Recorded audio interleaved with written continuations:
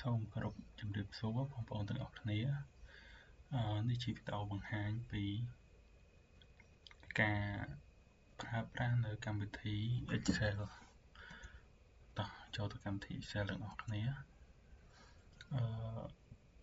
នេះខ្ញុំចូលទៅ Blank Work បន្ទាប់មកវីដេអូនេះខ្ញុំចង់បង្ហាញពីការបង្កើត task ហើយជា progress ភាគរយហើយវាសូវជាប្រភេទ graph ចឹងណាជា tip ដែលយើងអាចយកទៅប្រើដើម្បីធ្វើជា report របាយការណ៍អីមើលទៅស្អាតអូខេអញ្ចឹងយើងចាប់ផ្ដើមទាំងអស់គ្នាឥឡូវខ្ញុំបង្កើត table task មួយ task ភាគរយ complete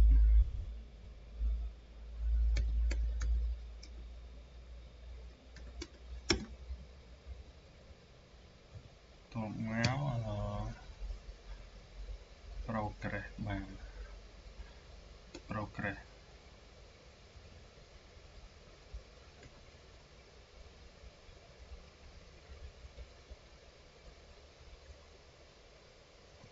អូខេ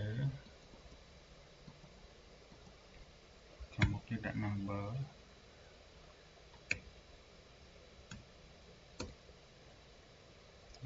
លេខ1លេខ2 3ហើយយើងអាចជាតារាង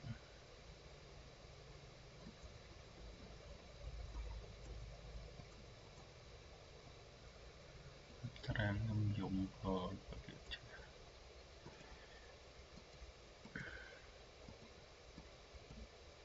ខាងលើយើងដាក់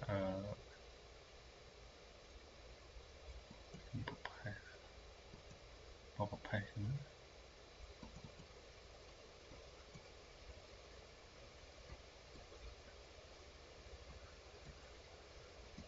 អូខេថាយើងមានតាមលេខរៀងវា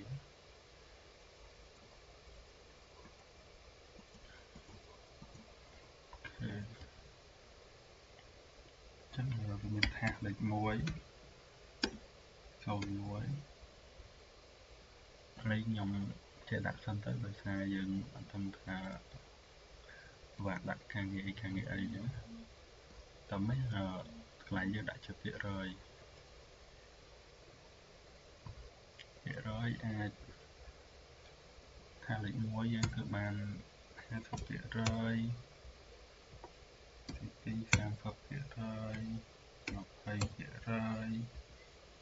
15% 60%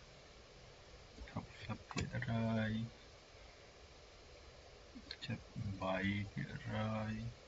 94% អញ្ចឹងណាបន្ទាប់មកកន្លែងនេះយើងសូវជា progress bar របស់វាយើងស្មើមកយើងប្រើ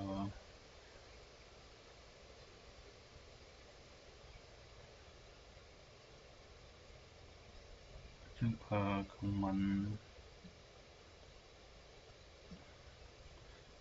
repeat or rept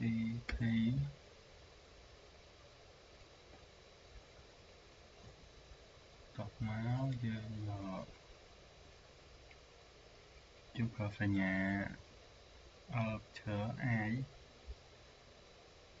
សរ i តែដើម្បីយើងប្រើអក្សរនោះបានយើងត្រូវប្រើសញ្ញាទ្វេញកណ្ដាលសញ្ញាទ្វេញកណ្ដាលហ្នឹងតើចេញពីនេះយើងបាយអក្សរ i ធំប្លុកកណ្ដាលទៅ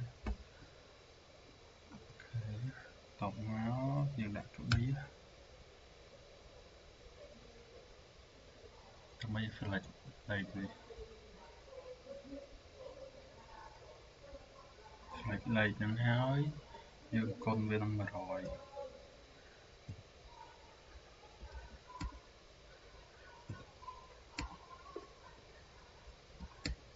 គុណវានឹង100អូ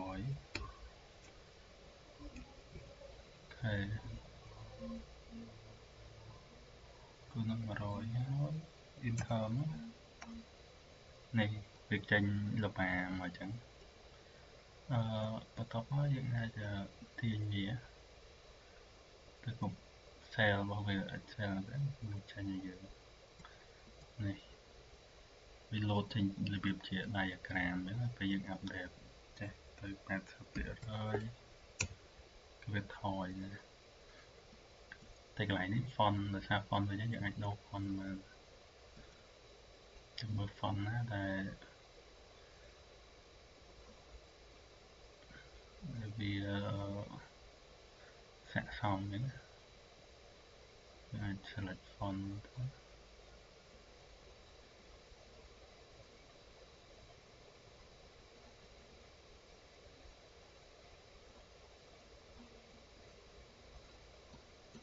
ប្រភេទនេះអូខេអាចដាក់ពណ៌បាន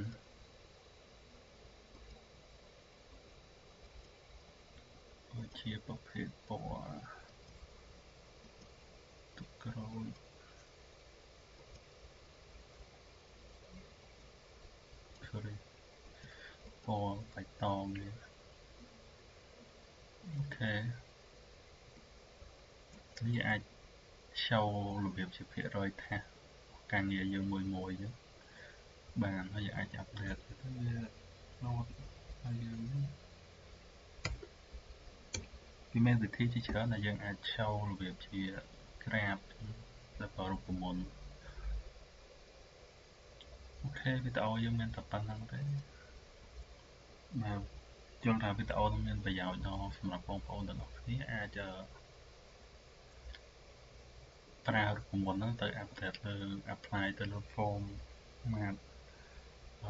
ការងាររបស់យើងឬ report របស់យើងមួយចំនួនខ្ញុំជឿថាវាអាចជួយសម្រាប់ដល់ការងាររបស់យើងអរគុណច្រើនជម្រាបលា